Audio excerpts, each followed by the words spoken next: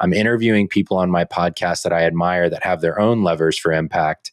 And then all of that, I expect at some point might actually lead me to start a bigger company, something that's going to be bigger than me, more product oriented. But I'm approaching that with what I call an open-handed posture. I'm not pressing. I'm not trying to find it now. It might be true that I'm a forever coach, that like this is my true calling and best lever I can find. But I'm also open to the fact that maybe this is an in-between period. As I said, there's a spectrum of it. I think anyone who's growing a business, which is our entire listening audience, anyone who's especially would identify as like they're scaling something, it's kind of inevitable that you're going to start experiencing some of these things. And I think there's a ton of wisdom in what Barrett just shared. I hope in his story, my story, what Ryan had shared previously, people will at least be more aware of it and be willing to seek the help, seek the resources before it, hurts them, and then it hurts their progress in their business. So I want to get to kind of one of the antidotes to that, which is building a healthy team and scaling in a smart way, which I'm going to kind of give Barrett the microphone here in a few minutes to do that. Before we do that, though, I don't want to miss the opportunity to open up a little bit more about like what you're doing now. So we talked a lot about this journey from ConvertKit into this burnout and the things you addressed there. But I'm really excited about what you're doing now. I talked about your podcast. I know you're doing executive coaching. You're doing some writing. I know you gave an amazing workshop at Craft and Commerce, which we're going to get a mini version of today on the podcast. But yeah, just take a few minutes, share what you're doing right now, what you're excited about, maybe a little bit of your vision for what you're going to do with this new business that you find yourself in today. Yeah.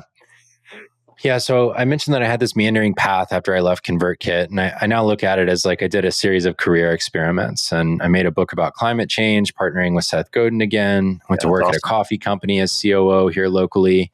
I went to back to a startup. Actually, the shirt I'm wearing, if you're watching the video, is called Panthalassa, and was in an executive role there. And it was in that role where I started feeling all the same stuff again. But it came back a lot quicker, to your point, and I was able to catch it earlier. It was like, this is a completely different company, completely different role, all new people, and I'm feeling the exact same way I was. What's up with that? Wow. And what I realized out of that was I was actually still neglecting myself. I was like looking all over for someone I could go to work for that would be the kind of leader that I would learn from, that I could be inspired by, that I would follow. And what I was avoiding was admitting that it was actually time for me to come back to being an entrepreneur again, that I was the leader I was actually looking for. Mm-hmm. And I just wasn't ready to own the cost of that, which is now I'm responsible for all my income again. Yeah. And because I had failed before, there was like all these barriers I had to overcome. So in talking to my coach about that, I said, I need to prove to myself that I can make it as an entrepreneur first, which is ironic because at this point, I built companies way bigger than worrying about where's the next dollar going to come from. Right. You're not really needing $30 million in annual recurring revenue for your family in Portland, but I guess you exactly. Take it. All right. But no, I get it. So you kind of, this distant past version of Barrett, did your first company, I fail, I think is a subjective word, but it didn't last. Then you were at this financials failed, with other people's companies, but now you're back to like, I feel called to do this on my own, but my only experience in doing it on my own didn't end well. And so, I could see how that would create a lot of self-doubt. Yeah. So there was this question of, okay, so what kind of business then? Do I want to start a startup again, go get funding? Do I want to build product-based business, or do I want something simpler? And where I landed was I had been coaching for 7 or 8 years on the side of all these other jobs. And I knew it was a skill set that people value, that I'm pretty good at, and that it was something I could train at to become world-class at.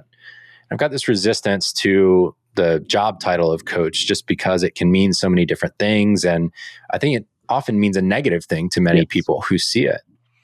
And so that was the big emotional barrier I had to get over. And I just realized that if I train as if I'm a professional athlete, but for coaching, then no one will be able to debate like the value that they're getting from me, as long as I treat it like a real profession.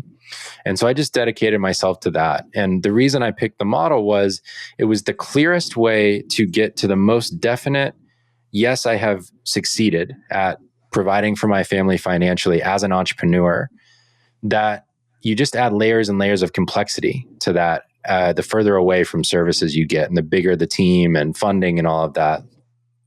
So I said, all right, fundamentally, I think I'm a creative person and I've ended up in operating roles that I'm good at, but I actually want to be the founder, the creator, like that version of it. And coaching is the best business model I can think of that requires the least number of hours, the most excellence from me, and frees up the most time to do creative work.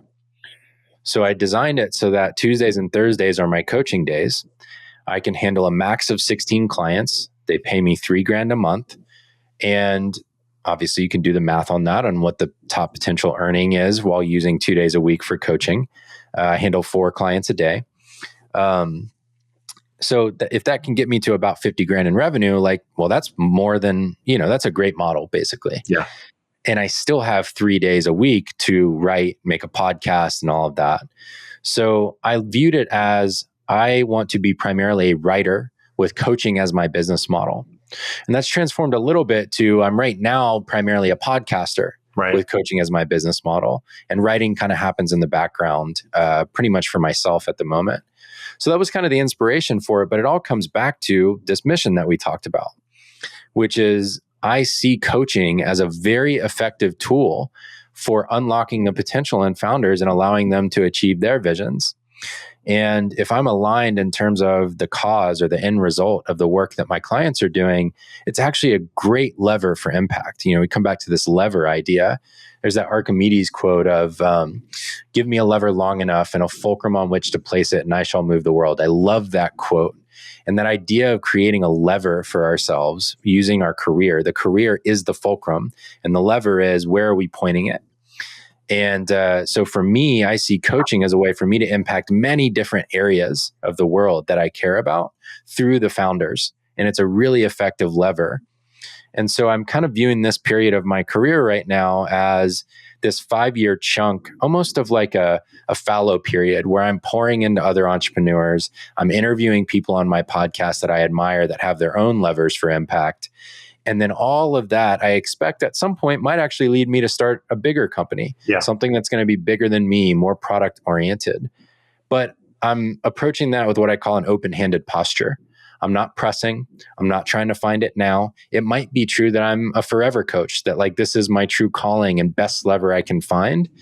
But I'm also open to the fact that maybe this is an in-between period where I'm just pouring into myself and moving towards something new that I can't yet see. So that's kind of where I'm at right now.